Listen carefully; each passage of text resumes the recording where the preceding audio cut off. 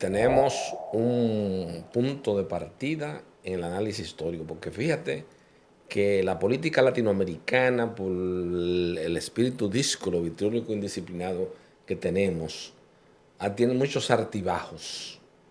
A veces aquí quieren tomar como un dogma de fe lo que son las ideas y los conceptos que se ponen en boga en muchas organizaciones de la sociedad civil de Estados Unidos y del mismo gobierno americano. Que si no va Miguel Ángel Bardía y le dice a la gente, no se muevan de ahí que el hombre va a salir esta noche, estuviera todavía gobernando aquí este país. Sí, tuvieran los Trujillo. Tuvieran los Trujillo aquí todavía. Y recuérdate que Rodrigo Lara tiene un hijo, Rodrigo Lara Restrepo. Una historia muy interesante. Pero te iba a decir eso, o sea, Guillermo Gómez, un periodista que todo el mundo lo conoce hasta el día de hoy. Pero el periodismo es un oficio secundario de él. Porque él es abogado. Porque él no es abogado. Él lo primero que hacen es grabar conversaciones. Señores, muy buenas tardes. Esta es su plataforma Conversando con Rafael Linares. Una entrega más con cada uno de ustedes, dominicanos, extranjeros y todas las personas que siguen este programa. Hoy me acompaña un aliado, un gran amigo, Tito Carvajal. Buenas tardes, mi querido hermano. ¿Cómo está usted? ¿Cómo se siente? Viendo todos estos acontecimientos que están ocurriendo, quise como cada lunes o cada semana, cada vez que tú puedes, traerte por aquí a los fines de analizar los principales temas de interés nacional y por qué no de interés internacional.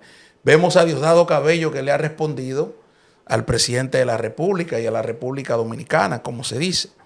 Y uno se pregunta, ¿dónde está la capacidad de respuesta del gobierno? Porque el gobierno, sin lugar a dudas, que creo que la perdió la capacidad de respuesta. Yo creo, Tito, que mientras más se bate el tema de Venezuela, más tela hay por dónde cortar. Un tipo, ministro interior de Venezuela, acusado de narcotráfico por Estados Unidos. Hoy le dice al presidente de la República, mírate en el espejo de Juan Orlando Hernández.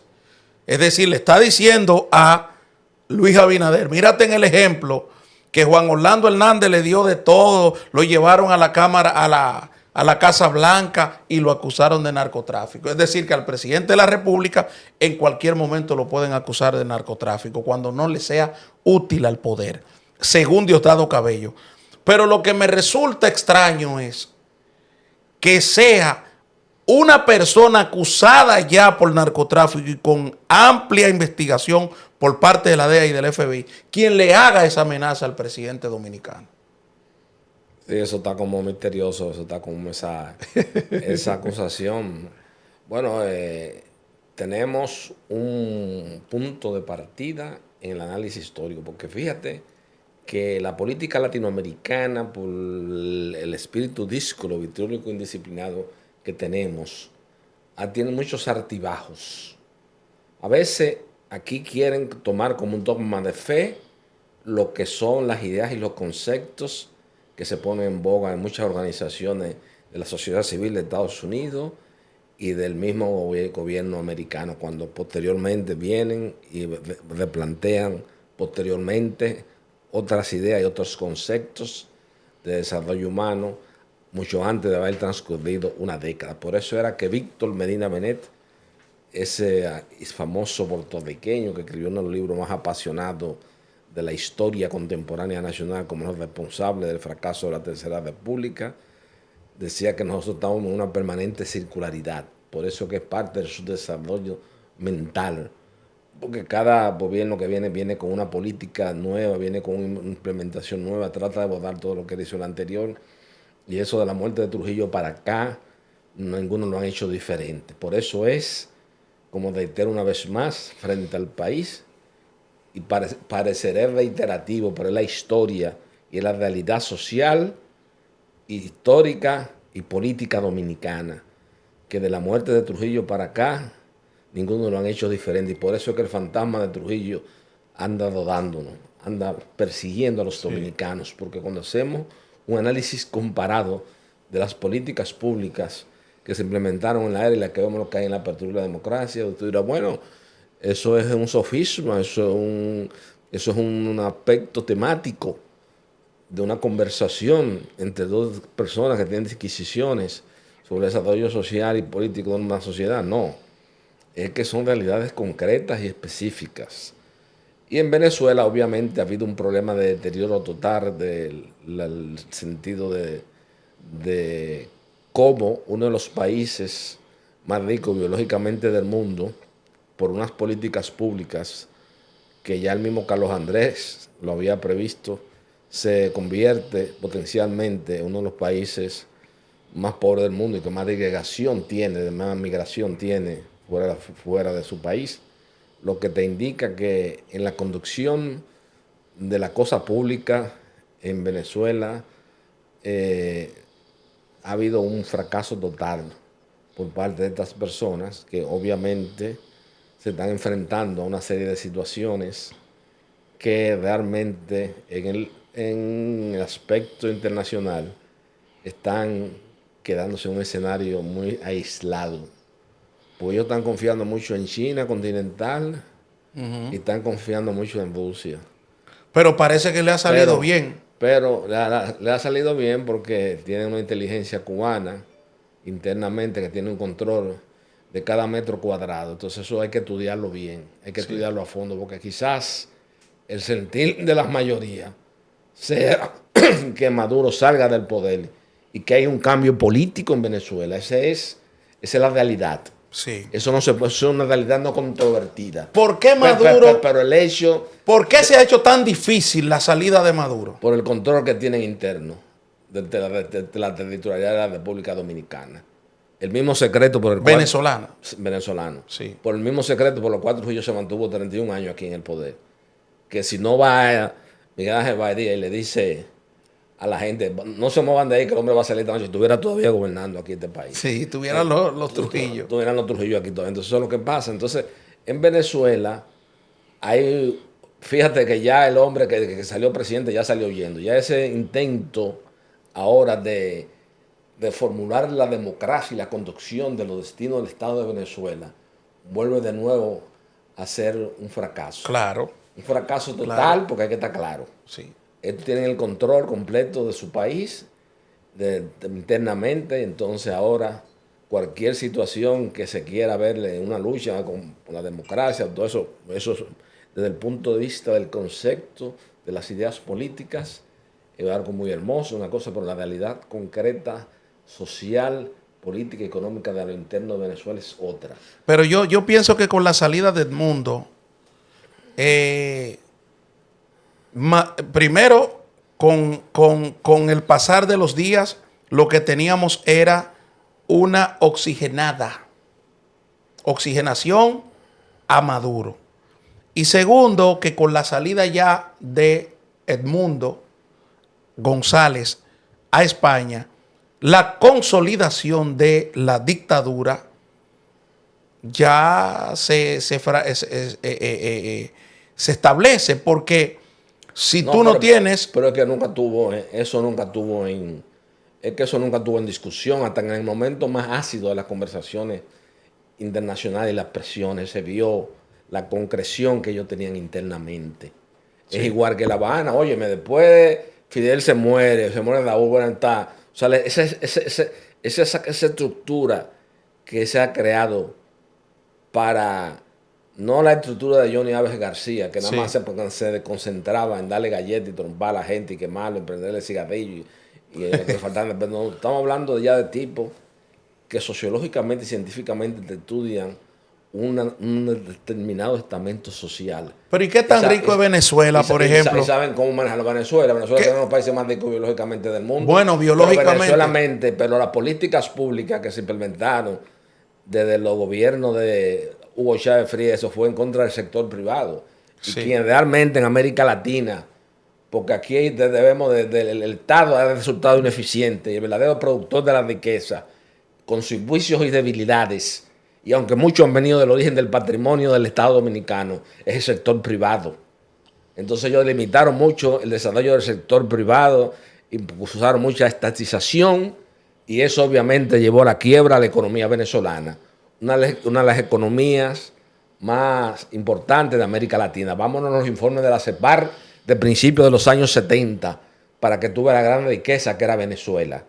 Incluso en la tradición oral dominicana, tú verificas a principios de la década del 70 y del 60, muchos dominicanos, antes de emigrar hacia los Estados Unidos, emigraban a Venezuela por el gran crecimiento que tenía Venezuela por el aumento súbito en el mercado internacional del precio del petróleo. O sea, Venezuela ha sido un país tradicionalmente rico en muchas materias, en la historia, en la geografía, en la literatura, en una serie de cosas. Entonces, estos tipos de regímenes con esas características, con esos elementos comunes, como es un régimen dictatorial de Maduro, que es un hombre completamente, es un innato, un analfabeto fundamental. Puede ser que políticamente tenga alguna habilidad, pero es un analfabeto funcional. Es un analfabeto funcional. O sea, ¿tú crees que con la muerte? No estamos hablando de, oye bien, de Daniel Ortega Saavedra.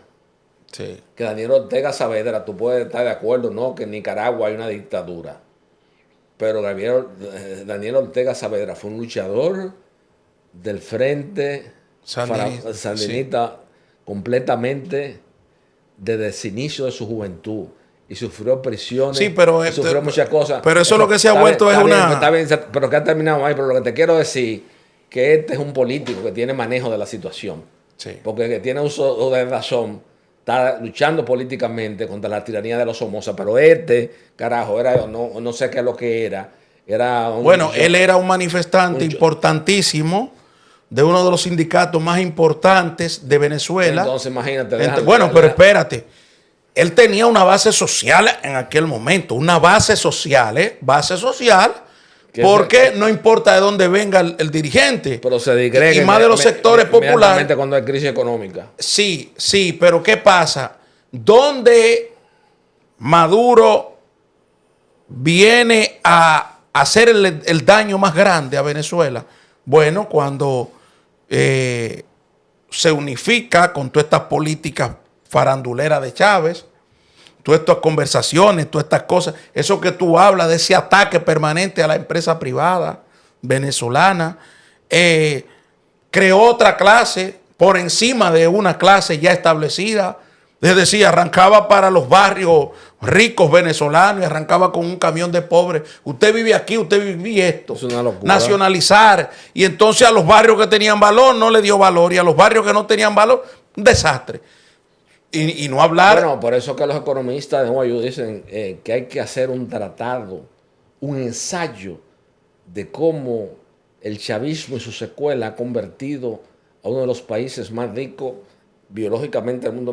Me refiero a la biodiversidad, me refiero a la producción, a las empresas que estaban en pleno apogeo en funcionamiento al momento de ascender la conducción del destino venezolano Hugo Chávez Frías. Ellos dicen que tienen que hacer un estudio profundo y científico para determinar cómo es que ellos dieron esa involución tan acelerada de un proceso de una riqueza abundante, donde todo el mundo en América Latina, a principios de la década del 70, como te reitero una vez más, el sueño era emigrar a Venezuela. Y mira lo que ha convertido ahora a la inversa, que Venezuela se encuentra en un estado disgregado, donde aquí en República Dominicana, en Colombia hay 2 millones y pico de venezolanos. Pero Colombia por lo menos es... Pero lo discriminan mucho. Sí, lógico, porque... Mucho. En Venezuela hay cierta tensión Pero mira, racial. Déjame decirte una cosa. El que denigra al pueblo, al ciudadano común venezolano, y más en Colombia, que ha pasado un proceso histórico de lucha, de guerrilla, de esa división estructural entre conservadores y liberales, entre paramilitares y guerrilleros, entre guerrilleros y el Estado. Es decir, un pueblo que está, bueno, en manos de Petro. O sea, el que denigra a un ciudadano común y corriente venezolano no sabe necesariamente lo que puede pasar en su país, en unos países como ya hemos abordado el tema en Colombia. Tú viste la semana pasada que hubo en Bogotá una paralización que de transporte que no se pudo mover nada. Claro. Ahora tiene un ángel turístico inusitado por el tema de las riquezas, de la riqueza que tiene, culturales, que lo puede tener Venezuela también. Lo puede tener Venezuela. Se tiene también la hacienda Nápoles, tiene toda esa cuestión de la Fernando Botero, el Museo de Botero, que es una de las colecciones de pintores universales. Y playas paradisíacas. Playas paradisíacas, ahí tiene también la cosa de de la isla de esta que está pegado, que es en el Caribe, que es donde va la mayoría de la gente, ¿no? Cartagena de India. Sí, Cartagena de India. Pero te voy a decir una cosa.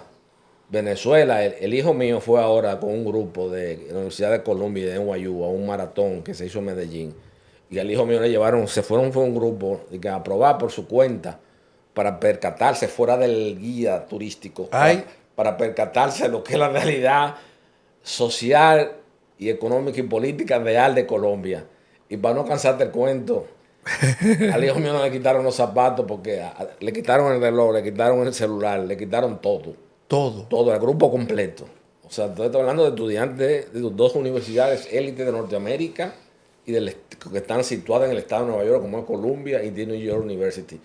O sea, eso acaba de pasar la semana pasada. Pero, entonces, cuando tú vas a ese turismo que hay aquí, que todo el mundo va con frecuencia, que hay un cierto auge, es con guía, que tú tienes que ir. Sí, claro. Pero hay una delincuencia social muy fuerte internamente en Colombia. Claro, pero es lo que pero por eso te digo, América Latina, denigrar al pueblo natural venezolano, un pueblo histórico, un pueblo luchador y un pueblo inteligente. Pero eso no es un problema. En un sentido de ciudadanos inteligentes. Ahora, eso no es un problema de Petro. Petro cuando llegó encontró ya esa discriminación, porque ellos estaban ahí ya cuando Petro llegó. Sí, pero que históricamente. No, Venezuela está por encima de Andrés Bello. Sí.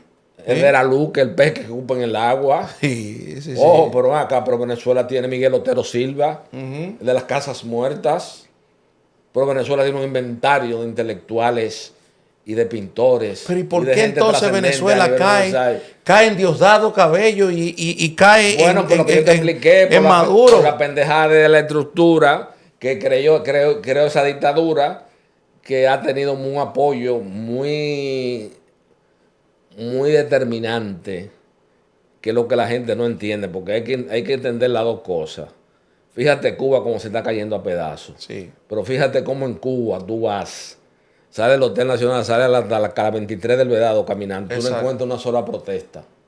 Porque es un control completo sobre metro a metro la territorialidad de la ciudad, del casco urbano de la ciudad de La Habana. No, y de toda la ciudad, de todo el país. Toda la inteligencia cubana, que es una inteligencia que hay que reconocérselo, porque Fidel Castro duró 5 décadas donde los americanos hicieron de tratar y mucha gente de hacer varios intentos de asesinato, de eliminarlo físicamente, y no se pudo porque creó una inteligencia tan depurada, o yo me atrevería a decir hasta superior al Mossad de los israelitas.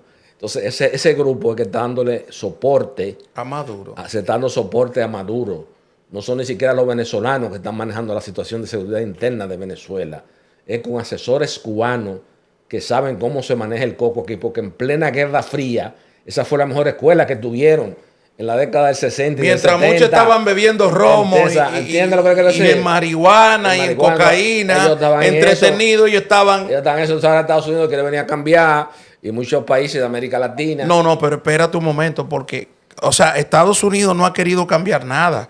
Estados Unidos lo que ha hecho es pedir que se respete la voluntad popular. Que se respete la voluntad, porque no es necesario. Lógicamente, ¿quién no va a apoyar la posición de Estados Unidos frente a esto? Pero Tito, vamos a cambiar radicalmente así. Pero antes de cambiar radicalmente el tema, quiero hacerte algunas acotaciones que son fundamentales. Lo primero que tenemos que estar claro que es una dictadura.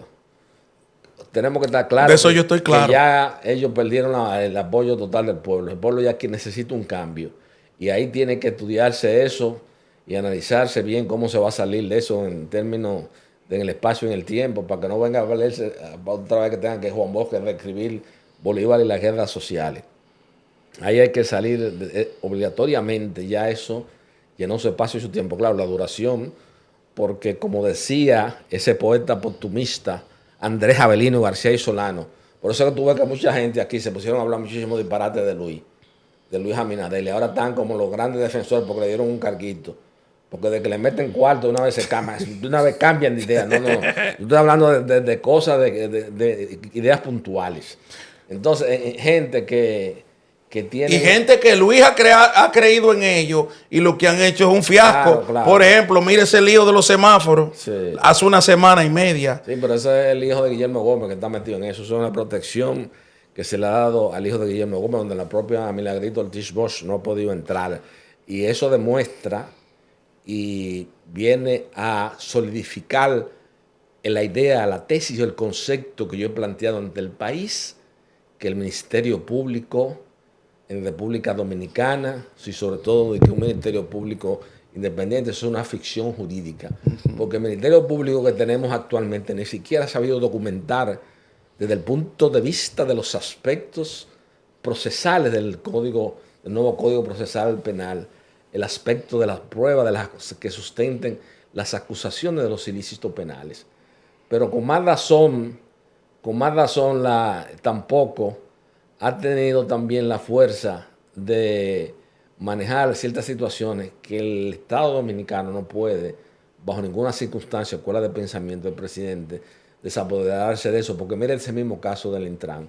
Ese caso vieron de estar preso ya hace tiempo. Sí. Yo oía que tú decías del señor Hugo Vera. No quiero caer en el plano personal porque todo el mundo ahora me dicen, ahora tú quieres coger el papel del doctor Fadula. Después que yo te dije la cosa de la muñeca de Carlucho con Manuel Estrella. Sí. Ya todo el mundo me criticó mucho. Bueno, pues está bien, me recojo. Pero vamos a hablar ya objetivamente.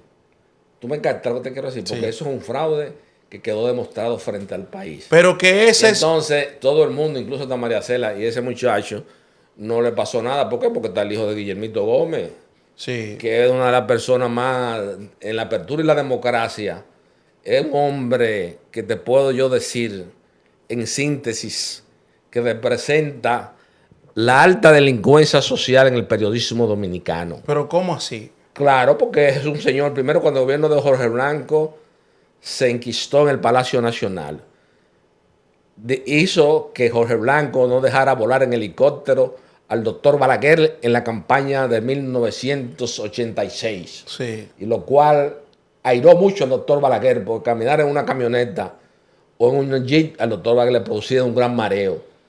Y él, después de la verdad y afectivo, de la confianza del doctor Balaguer, por muchos secretos y muchas cosas, Balaguer también lo botó de allá. Le dijo, usted se me va de esta casa. Botado como un perro. Guillermo Gómez era de la confianza de Balaguer. Y Balaguer lo votó. Y después cambió para Jorge Blanco. Entonces, cuando Jorge Blanco hizo, te digo todo lo que hizo una lista que yo no sé, como yo no me explico en el espacio y en el tiempo. Porque aquí hay mucha gente que son guapas, que si yo qué, que si tú me agredes, yo te agredo. Pero es de la boca para afuera, porque ese señor, de acuerdo a los hechos delictivos que él ha cometido en la sociedad, debiera de estar muerto hace tiempo. ¿Pero y por qué? Porque fíjate, cuando el gobierno de Jorge Blanco... Pero muerto así, o sea, no. Cuando el gobierno de Jorge Blanco fue asesinado, ¿qué le pasó al hombre que tú... a Bonilla, a Rodrigo Lara? ¿Qué fue lo que le pasó al hombre? Al de Colombia. A Rodrigo Lara Bonilla. A Rodrigo Lara Bonilla. Bueno, pero está bien, pero son circunstancias diferentes. Lo que te digo, comparar a Rodrigo Lara Bonilla con Guillermo... No es compararlo, porque estoy diciendo que aquel era un símbolo de la moralidad. Sí. Pero te quiero decir la forma que murió. Es a lo que yo me refiero. Lo que te quiero decir es... Bueno, aunque dice William Rodríguez Abadía, hijo de Miguel Rodríguez Orejuela, sí, en un libro que escribió, Yo soy el cartel de Cali. Los hijos del cartel de Cali. Yo soy hijo del cartel de Cali. Yo soy hijo del cartel de Cali. Creo que fuiste tú que me lo regalaste. No, sí, exacto. Claro, yo hace como 3 años que lo leí. Sí. Él habla de Rodrigo Lara Bonilla. Sí. Deja de entrever algunas cosas de él. Sí. Y recuérdate que Rodrigo Lara tiene un hijo, Rodrigo Lara Restrepo. Una historia muy interesante. Pero te iba a decir eso, o sea, Guillermo Gómez es un periodista que todo el mundo lo conoce hasta el día de hoy. Pero el periodismo es un oficio secundario de él.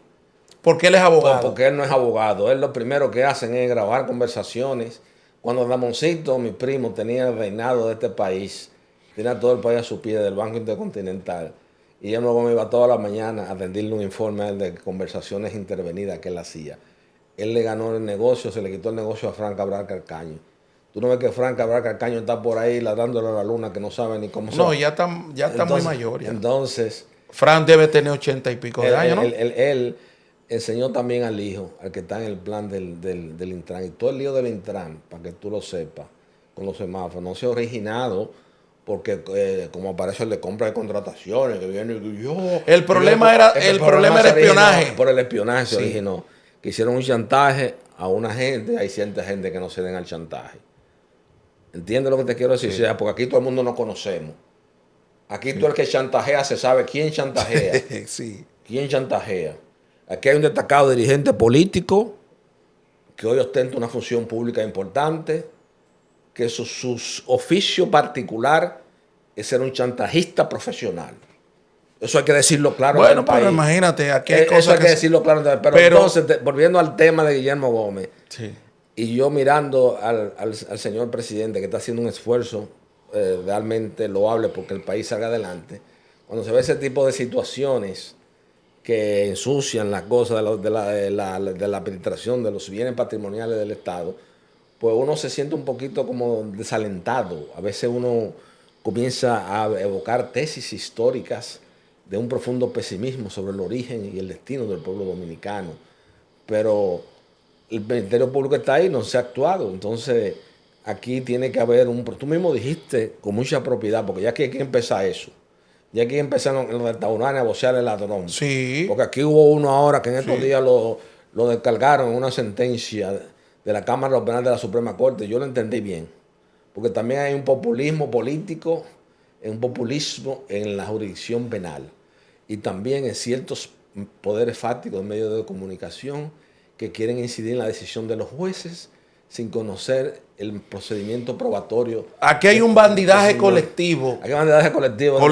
Demasiado jueces, fiscales, Ministerio Público, o sea, desorden. Pero sobre todo el Ministerio Público, porque los jueces, yo te puedo decir... Pero hay jueces también metidos en la vaina. Pero yo te puedo decir que si hay un estamento de la sociedad, oye bien, que te lo digo yo, si hay un estamento de la sociedad dominicana que tiene coacción de grupo, es el Poder Judicial. Claro. Con todo lo que se ve. Pero sí, pero ¿qué pasa? Hay cosas... Pero tú tienes que referirte a jueces de la jurisdicción penal, que son los que conocen las cuestiones de orden público, de crímenes y delitos contra la sociedad, contra los bienes, contra los servicios interiores del Estado. Pero después, en sentido general, la justicia civil, laboral, comercial, todo eso se maneja con mucha eficiencia en la República Dominicana. Hay que reconocerle eso.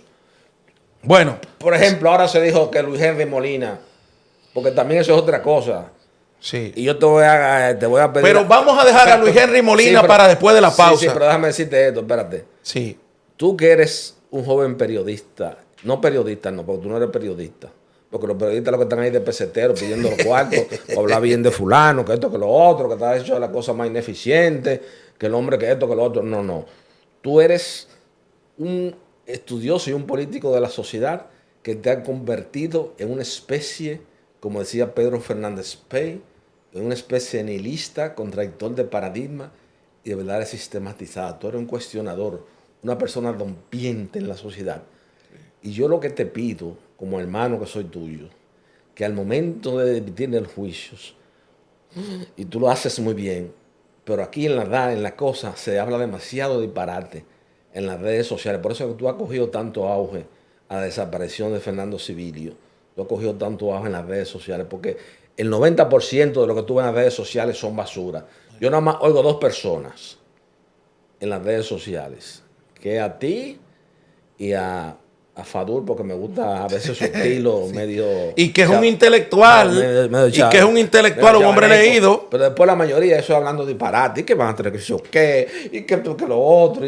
Hablan 10.000 disparates, que ya eso lo que está haciendo es que este país, y oye bien, eso es lo que quiere un grupo de gente, sí. que este país se quede sin gente sin credibilidad. Claro. Por eso es que yo... Y sin gente sin capacidad. Por eso es que yo defiendo a capa y espada al presidente de la República. Ah, no, yo espérate, ahí es que tenemos... No, está bien, pero vamos a una pausa para que tú lo defiendas ahora, señores. Y enseguida volvemos. Seguimos en su programa conversando con Rafael Linares. Tito, tú dices que al único hombre que tú defiendes en este país es al presidente de la República. Como este es un programa abierto. Sí, pero vamos a aclarar. Sí. Porque aquí hay uno que él acaba de nombrar, que era opositor a Danilo Medina y al PLD y cobraba 500,000 pesos mensual de anuncio. Yo hablo con la autoridad moral de que nunca he recibido nada del Estado.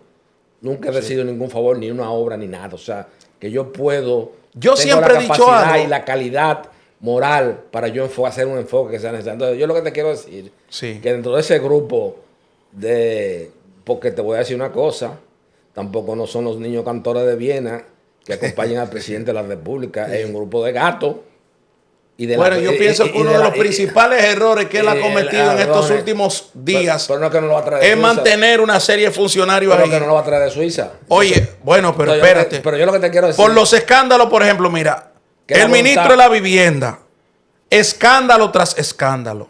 Ese mismo caso de Hugo Vera que tú dijiste, lo quitó. Pero ¿a quién pone en el Intran? A Morrison, que el primero que le entra es Celso Marrancini. Sí, pero ese es el que menos autoridad, ese es el que menos autoridad moral tiene para hablar. Bueno, pero él lo nombró. Lo nombró, bueno. Pero lo nombró y lo pusieron una cosa, haciendo el papel. ¿Tú has visto el papel de jugador y ampalla, de árbitro y ampalla? Bueno, él es generador. Él es generador. Y ahora está como... Esas son de las secuelas que dejó la alta conducción del gobierno de Leonel Fernández, que es mi amigo. Bueno, pero que... Porque él y Elenita Villella no tienen que tener plantas eléctricas. Sí, pero porque por ejemplo... Aquí, perdóname la palabra, la mayoría de los del PLD, perdóname la palabra, no le dieron la nalga a ningún rico de aquí, ni Danilo ni Leonel, porque no se la pidieron. Pero por lo menos, al ser temperamental, que es mi tesis, porque es un hombre temperamental, tú no sabes con qué te va a salir. Entonces ellos le tienen miedo a eso. Entonces, en base a eso, él se ha impuesto, en base a esa característica peculiar de, su personalidad. ¿Y tú no Entonces, él amanece. Fíjate una cosa. Un hombre que es capaz de la persona que en este país, cuando aquí en este país nadie pensaba que Luis Abinader podía llegar a la presidencia. Yo mismo estaba en el 2016. Yo estaba en un entierro del papá de Andrés Lugo, del doctor Andrés Lugo Vizcaíno, que tiene un hijo que es de la gente de... Sí. Y ahí estaba Luis sentado al lado de mí. Yo me paré y me cambié para decir, este hombre cree que va a llegar a ser presidente.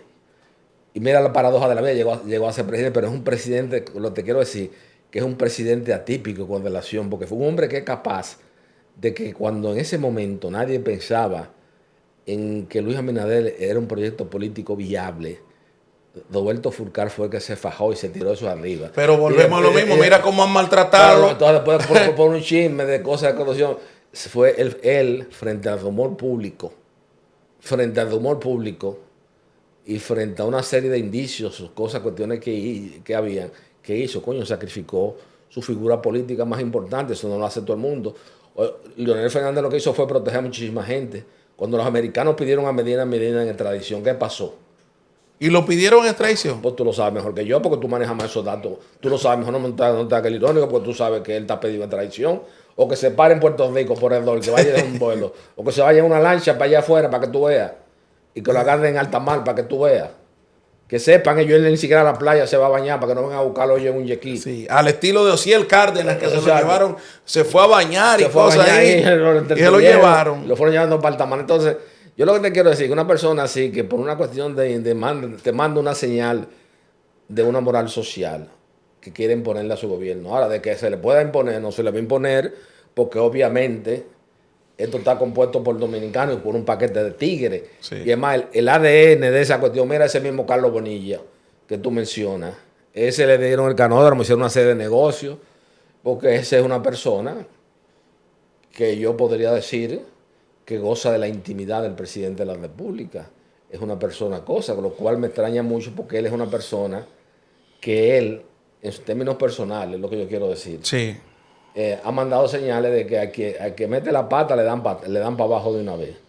Porque te acuerdas aquella vez con el asunto de Nene Cabrera y la pintura y todas esas cosas que dijeron, presupuestaron 500 millones de pesos, 500 millones de pesos, perdón, para una lata de pintura, y lo que gastaron fueron, yo creo que fueron 3 cubetas de pintura popular.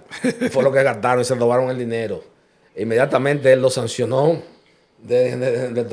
quitándolo del cargo. Tú me captas lo que te quiero decir. Pero volviendo al tema, oye bien, que no me quiero distraer del Morrison, porque yo que te voy a decir una cosa. También el dominicano, como decía el poeta Balaguer en Los Carpinteros, el dominicano tiene la rara peculiaridad, aunque el poeta Balaguer lo hace en una forma simbólica, anecdótica, de un paisaje campesino dominicano, de dos viejos que criaron a un muchachito y lo encontraron en la calle siendo huérfano y lo criaron y ascendió en la montonera a un puesto público importante, uno de esos gobiernos de Horacio Vázquez. Y entonces después la señora se quejaba ante el viejo que está sentado en una hamaca en la casa. Ay, quiero ir a ver a fulano, el hijo, no me acuerdo el nombre, cómo era que se llamaba, el muchacho que ellos criaron. Y a ella misma se le hacía difícil verlo en el poder porque él no se daba cuenta. Entonces una vez llega allá a la casa quejándose amargamente con su esposo. Y el viejo le dijo, ay, fulana, si tú quieres saber quién es Carlito, dale un carguito. Sí, dale un carguito. O sea, que hay mucha gente que se le va la S fecal a la cabeza. Entonces se convierten en gente que son potenciales enemigos. Ahora están aspirando, aquí tenemos 50 aspirantes a la presidencia de la República. Luis Abinader, por lo menos en el primer cuatrenio, ha pasado la prueba de ser una persona que con cierta responsabilidad ha enfrentado los problemas internacionales de la República Dominicana. Pero hay ese grupo de guaremate, porque eso es un grupo de guaremate. No, pero espérate, no. Vamos a analizarlo todos. Que tú eres amigo de ellos y por eso que tú lo defiendes. No, mira lo que pasa, Tito. Porque cómo tú vas a entender que un país como este va a ser dirigido por San Lobatón. Pero mira, vámonos desde PLD hasta el PRM. En el PLD solamente tenemos a Francisco Javier García, que hoy ha manifestado que está aspirando a la presidencia de la República. Para mí, un buen candidato, una figura que ha sido histórica del PLD, puede sacar la cara por el PLD independientemente de... un gran ladrón también. Sí, pero está bien, esa es tu posición. Que yo no la comparto. En el mercado búscate en el mercado de combustible. Sí, pero yo no la comparto. Pero bueno, mira, también es un estratega. Pero mira, bueno, un estratega político. Y es un hombre de la estructura del PLD. Ahora, en el PRM, cuando tú te vas, fíjate cómo yo te lo estoy analizando. Tú tienes en el PLD un buen candidato. Una persona que para mí puede sacar al PLD hacia adelante. Porque está haciendo oposición al día de hoy. El único. El único. En el PLD, en el PRM, tú tienes a un grupo de muchachos que el que me parece que está mal. Producto de que el presidente dijo, yo no voy.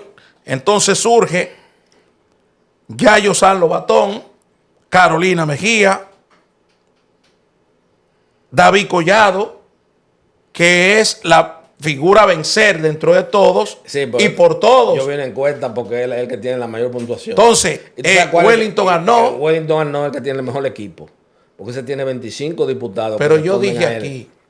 Wellington Arnaud y Wellington Arnaud y David Collado son la gente a tomar en cuenta. Pero ahí es que se va a definir la candidatura.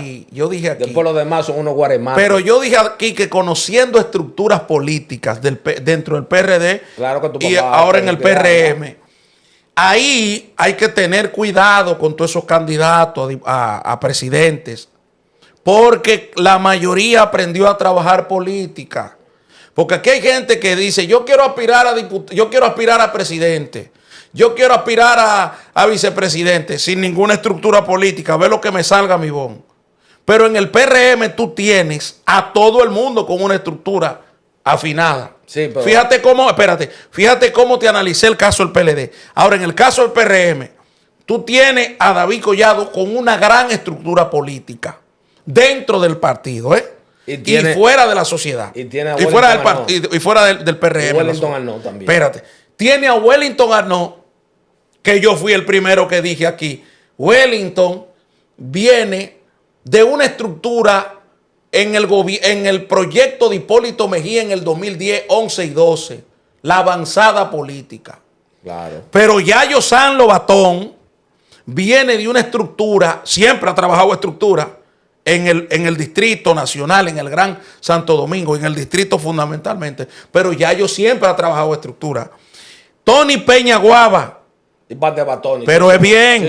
Bien. Ese no está preparado para ser regidor. Pero excelente. Fíjate que yo te estoy haciendo un análisis político. Pero yo te estoy haciendo un análisis. Tony Peña Guava. Tú no criticaste a Hugo Vera porque brincó y dejó a y Miguel se enamoró de él y brincó. Pero yo te estoy... Yo te brinco los traidores. Sí, pero yo te estoy diciendo, Tito, mi querido hermano, tú eres abogado, un carpintero del derecho, podría yo decir. Un obrero del derecho, carpintero. Un echadía. Entonces, un echadía, porque yo... Tú tienes que manejar todos los procedimientos uno por uno, Claro. porque tú eres un obrero. Igual que yo, que tengo una oficina aquí que si no la abro no como, porque es así. Si yo no abro esa oficina no como. Eso mismo pasa en la política. Eso mismo pasa en la política. Carolina Mejía tiene el respaldo de Hipólito Mejía, es presidente de la República, un hombre que sabe de manejo de estructura. Ella es secretaria general del partido. Y tiene estructura. Y tiene estructura. Es decir, ahí no es un Morrison que salió a aspirar. O en el PLD, por ejemplo, en el PLD, figuras que salen a aspirar, o en la Fuerza del Pueblo, figuras que salen a aspirar y que para hacer carrera. No. Es que ahí tú vas a tener que contarle los votos a cada quien, porque cada quien tiene un pedacito del pastel. Este tiene un 5, este tiene... Ahora mismo las tres candidaturas más importantes del PRM. Una, David Collado. Está en primer lugar. Segundo, favorabilidad. Yayo San Lobatón. Yo no sé, o sea, de primero, segundo, tercero. Yo te estoy hablando de las más importantes, porque no tengo datos todavía para decirte, este está en primero, este está en segundo, este está en tercero. Yo no tengo datos de eso. Pero las tres candidaturas más importantes del PRM, David Collado, Carolina Mejía, Yayo San Lobatón, Carolina Mejía y David Collado, o Carolina Mejía, David Collado y Yayo San Lobatón, ponlo como tú quieras. Yo te lo pongo de la siguiente manera. Sí. Yo te lo pongo de la siguiente: David Collado, Wellington Arnaud y Carolina Mejía. Esa es mi opinión, es tu posición personal. Y tu opinión. Ahora, y te la respeto. Yo entiendo que este muchacho, indudablemente, hablando objetivamente, porque en política hay que ser objetivo, no se puede ser personalista ni emotivo. Sí. Hay que ser objetivo en el análisis para que el país pueda digerir las ideas y los conceptos que uno plantea. Ese muchacho sé que ha trabajado fuertemente en la política de hace muchos años.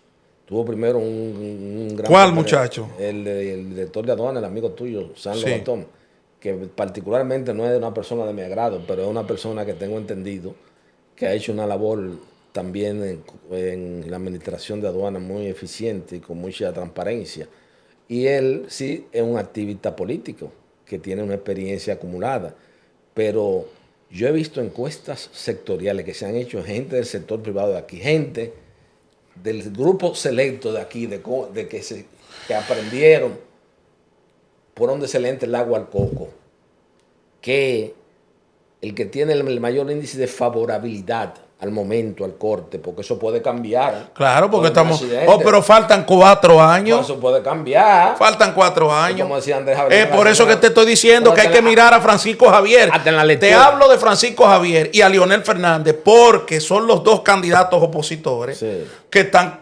O sea, Leonel un poco rezagado ahora en estos días, pero tú tienes a Francisco Javier todos los días saliendo a la calle a darte una conferencia. Es decir, la oposición... Hermano de Francisco Javier, todos los días te toca un tema. No, porque no entra. Te voy a decir una cosa. Yo puedo estar de acuerdo o no con él y gustarme no y decirte lo que yo quiera.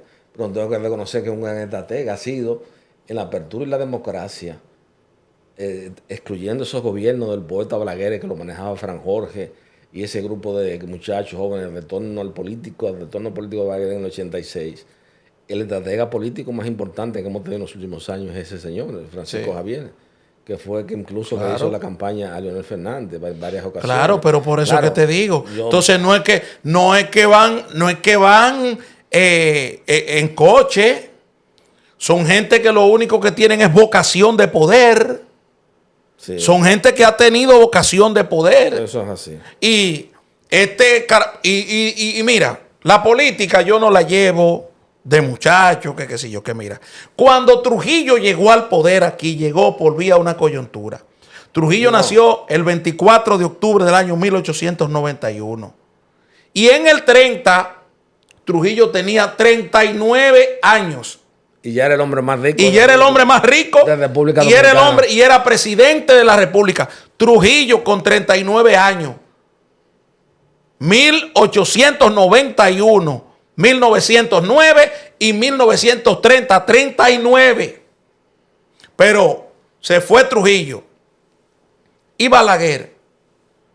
Estábamos en el 60 ya. En el 60, Balaguer llegó prácticamente joven porque Balaguer nació en 1905. 1905, 6 por ahí. Balaguer llegó al poder ¿de cuánto? Como presidente interino, presidente de la República, que era. Balaguer llegó de 50 y pico de años. Sí. Su primer gobierno, Claro, con Trujillo. Claro. Es decir, después de Balaguer, ¿quién llega? Llega Antonio Guzmán, que ya es una figura, era una figura más trabajada, más mayor.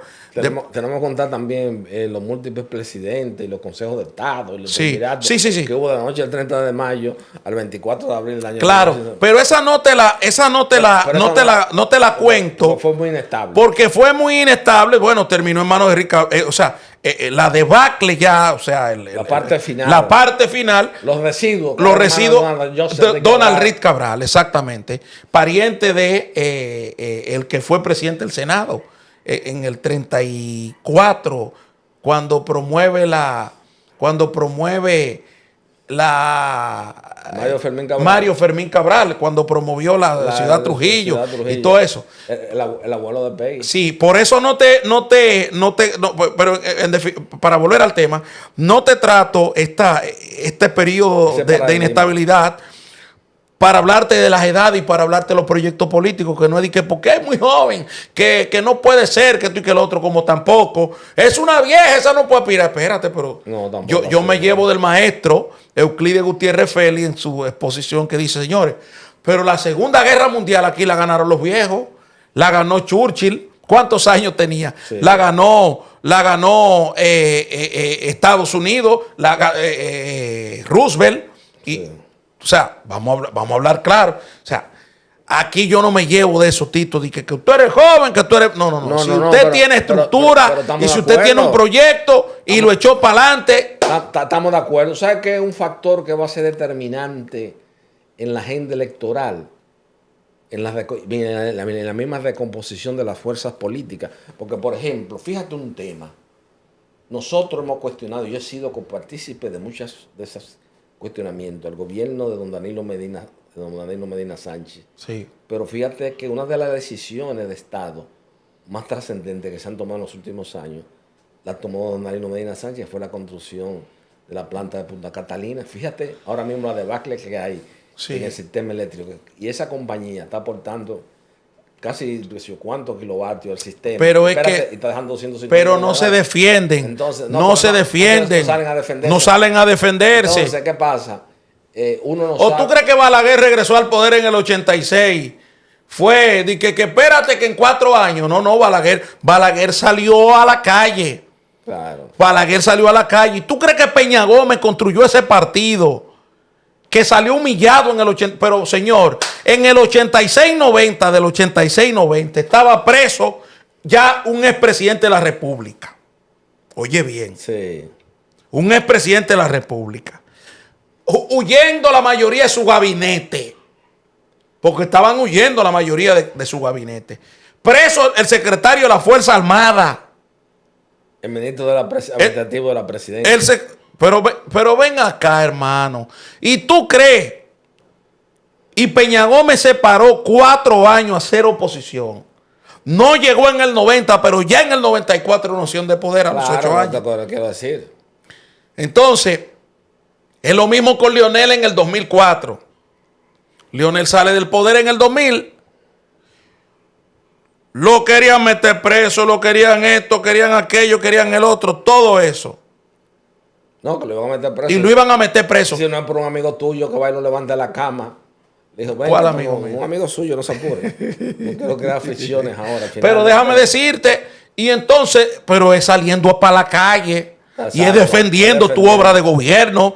Ya te he puesto 3 ejemplos. Balaguer, Peña Gómez. ¿Por qué Jorge Blanco no sirvió más nunca? Incluso que eso se tradujo hasta la familia, por Dios. Por llevarse de Guillermito Gómez. Por tener a Guillermito Gómez, como dice Morel Celda. Porque Guillermito Gómez fue que lo involucró en todas esas cuestiones, de esas cosas. Pero si Jorge Blanco se le para a Balaguer como un hombre, dice, aquí yo venga, tránqueme, Balaguer no lo hubiese podido aguantar. Porque acuérdate que eso es lo que te quería decir, que vino un proceso de inflación, que hasta ya al final de los 90 no tenía que hacer fila. Yo tenía que amanecer, yo me acuerdo en López de Vega, donde está el supermercado nacional actualmente, que era un monte. Sí. Amanecer para yo coger en la bomba de saco gasolina. O sea, había un estado de ingobernabilidad como consecuencia del concepto, la idea que tenía Balaguer de que hizo la presa de Higüey Aguacate, todas esas cosas, con recursos propios, sin acudir a préstamos internacionales. Y entonces las finanzas dominicanas estaban un poco maltratadas. Sí. Entonces, eso obviamente cuando la situación económica desciende, en todas las actitudes geográficas, no importa la ideología política o las creencias religiosas, cuando se erosiona la parte política, se erosiona la gobernabilidad. Entonces, por eso es lo que yo te digo a ti, que ahora mismo nosotros, cualquier pronóstico electoral que hagamos esta noche ante el país, estamos cayendo en el campo meramente especulativo, porque hay un tema que es trascendente para lo que tú has dicho, que no lo hemos tomado en cuenta hasta ahora en este programa, que es cuál va a ser el impacto de la reforma tributaria que necesariamente e indefectiblemente tiene que realizar el señor presidente de la República para darle continuidad y gobernabilidad y sostenibilidad financiera al Estado. Entonces, ahí va a venir muchos problemas. Aquí hay gente que no paga impuestos, que le gustan estar opinando mucho del país, muchísimas empresas también, que salen ahí, van a Romana, no se van a Estados Unidos de casualidad, porque el comprobante de Estados Unidos no se aplica aquí, porque hasta eso, si no le metieran los viajes también, porque van a Don Pepe, van aquí. Bueno, pero espérate, que si Don Pepe es una empresa, sí, pero es una empresa, y yo me voy a comer 10,000 pesos, 15,000 pesos, 20,000 pesos, está bien. Oye, yo tengo derecho, dame mi comprobante para yo reportarlo allí. Él te lo da, pero en una empresa nacional, una fiesta, una comida de un domingo, de un ejecutivo, no venga, y es verdad que en eso los economistas que han estudiado sectorialmente el esquema actual del fiscal, hay que reconocer que hay muchos abusos, porque hay mucha gente cargándole cosas que no son como consecuencia de la tributación del trabajo natural, porque el hecho de que tú digas un domingo, déjame salir a comer con mi familia, eso no es una actividad propia de una empresa, es un desarrollo comercial, es una actividad que tú tienes que pagar. No, pero eso es relativo, porque cuando tú te tienes que ir de la empresa a las 7 de la noche y tú te vas a las 10, eso no es una actividad de la empresa. Eso tú tienes que irte a una actividad familiar. Problema, porque por ahí es que viene la reforma. Finalmente. Y viene, tú sabes también, la ampliación de la base del ITEVI. Finalmente. Que yo hiciera, oye bien, lo que pasa es que en este país el señor presidente, perdóname la palabra, ni Balaguer ni nadie, porque aquí hay un grupo de periodistas que lo que le han hecho más daño que bien a este país, porque se priven en que son sino los que criaron y le dieron formación moral, religiosa y cívica a la Madre Teresa de Calcuta. Luis Eduardo Roras Iglesias, Juan Bolívar Díaz Santana, Marino Zapete y un grupo de esos periodistas. Si en este país, oye bien la idea, porque aquí nadie ha planteado eso con responsabilidad. Si en este país se hace como se han hecho en otras latitudes geográficas similares a la nuestra, aquí se hace una amnistía fiscal general y vamos a meter a todo el mundo, a registrar a todo el mundo. Porque tú sabes la gran cantidad que hay en la economía del trabajo informal que no tributa. Y eso lo hablaba Lupo, mi tesis de grado en la universidad fue esa, con Lupo Hernández Rueda. ¿Hace qué tiempo? Y Luis Vilche González, eso fue en el 88. Y en esa época, la OIT había identificado el trabajo atípico, el trabajo informal, como una parte, como un componente importante de la economía de América Latina. Entonces, ¿cómo tú haces? Viene este presidente, va a Mora, ¿qué es lo que tiene a mano? Bueno, cobrar a los empresarios, porque los empresarios aquí en un 90% toditos son unos evasores, porque hemos visto algunos que tienen muchas exenciones. Yo pienso que tú estás un poco exagerado con esa cifra de los empresarios. Yo que es distante a lo que tú decías al inicio del programa con Venezuela. Sí. Porque tú decías que en un país, en estos países latinoamericanos, la empresa privada es la que produce riqueza. Claro, pero aquí la que produce riqueza. Ahora, yo no creo que el 90% de los empresarios evada el impuesto. Quizás era un poco. No, está un poco, como en todos los países, porque en Estados Unidos también. Bueno, ¿cuál es el problema fundamental de China ahora? Que no tiene y el de Vietnam, la producción activa, y eso lo lleva a la producción activa para darle comida a los 1.350 millones de habitantes que tiene. Y eso lo lleva a depender de muchísimas cosas, de muchísimas acciones fraudulentas. Lo mismo pasa en la India, lo mismo pasa en Vietnam. Es decir, es un fenómeno mundial y un fenómeno latinoamericano fundamentalmente.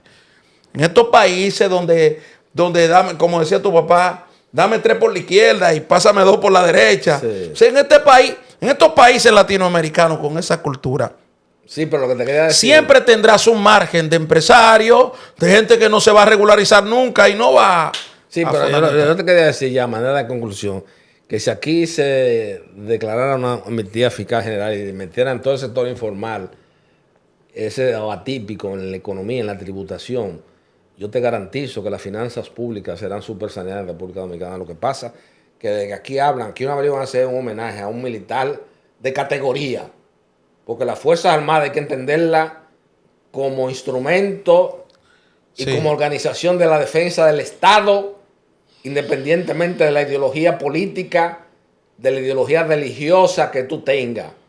Aquí se le hizo un homenaje a Fernando Sánchez Tunti, que fue un hombre que organizó la Fuerza Aérea durante el periodo de vigencia política de Rafael Leonidas Molina. Y aquí un grupo de periodistas una vez se negaron y Danilo Medina una vez suspendió el homenaje que se le tenía a ese militar. También a José Ernesto Curubrea, que fue historiador. Tú me estás captando lo que te quiero decir, porque hay un grupo que quiere mantener esta sociedad, decir así, subyugada por el pensamiento ideológico de ellos, que son de esos izquierdistas de sentido, que nunca han llegado a nada aquí y que hoy se han destacado porque lo han recogido 2 o 3 gente de Corripe y 2 o 3 gente para que hablen disparate en televisión. Pero ellos de por sí solos no tienen ningún mérito para haberse desarrollado en la sociedad y quieren imponerle eso a los presidentes. Tito, ¿Me entiendes lo que te quiero decir? te doy las gracias, mi querido hermano. A manera de conclusión, para que no se me quede ninguna idea en el aire, lo que Sí. te decía el tema de Guillermo Gómez, hizo una lista cuando vino Jorge Blanco de ese encoño que tenía Juan Balaguer con Jorge Blanco. Se debe a una decisión de Guillermo Gómez de que le mencionó a Jorge Blanco de que prohibiera a Balaguer usar helicóptero en la campaña del 86. Hizo una lista de altos oficiales de la Fuerza Armada para poner en retiro. Dije que de esos 3 iban 2 o 3 a matarlo, pero nunca lo mataron. Entonces, ha seguido haciendo del chantaje su oficio. Por eso fue, como me dijo Morel Celda un día, que cuando Jorge Blanco, cuando se declara al poeta Balaguer al retorno del poder político y a la conducción de los destinos nacionales en el año de 1986, Adriano Gómez, el hermano de Guillermo Gómez, por el ojo de la cerradura, fue de Jorge Blanco a la casa de Jorge Blanco, así que había que darle un dinero porque ese viejito venía al poder otra vez y lo iba a perseguir a todito. Y ahí estaba Guillermo Gómez y sacó una pistola. ¿Qué cuarto ni cuarto le han dado a usted? Dile a Morel Celda que te haga los cuentos. Venga, Morel Celda sí conoce las interioridades. Tráemelo aquí a Morel Celda. ¿Tú crees que él lo diga aquí? Sí, lo digo, tú sabes que Morel es mi tío de la vida. Señores. Pero lo que te quiero decir es que hay cosas que no se ven, como decía Juan, porque son más importantes que las que se ven, porque como una simple medida de que de no dejar a este hombre que andara en helicóptero toda la geografía nacional, que le hiciera mareo esa campaña. Y cuando él vino, ¿qué hizo? Como al fin de cuentas, la historia de un resentimiento de Tiberio, de Eloy Marañón, lo persiguió a todito y los lunes tenía al licenciado Guzmán Álvarez y él sentado ahí oyendo nada más. Hay gente que se robó, que hizo muchas cosas, que lo han hecho todito, porque eso lo hicieron cuando Balaguer. Lo hicieron cuando el Consejo de Estado ni se diga.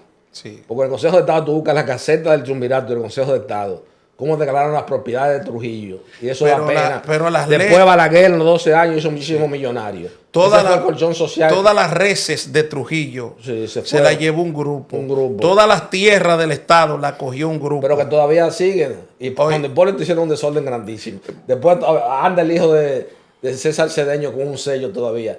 Y como quiera no se acaba. Eso es una vaina infinita. Señores, Es un muchas cálculo gracias. infinito. Muchas gracias. Esta es una conversación que siempre la vamos a tener Tito Carvajal y un servidor, Rafael Linares Guerrero, en esta plataforma, conversando con Rafael Linares. Tito, este programa también se va a retransmitir por tus medios también. Exacto, por el Canal 6, Canal Sol, el sábado de 9 a 10 de la noche y volviendo de 12 a 1 de la madrugada en el mismo canal y por Supercanal, 33 para todos los Estados Unidos de Norteamérica, la isla de Puerto Rico y Islas Vírgenes por satélite y por sistema de cable, cableando todos los Estados Unidos. Así es. Señores, muchas gracias.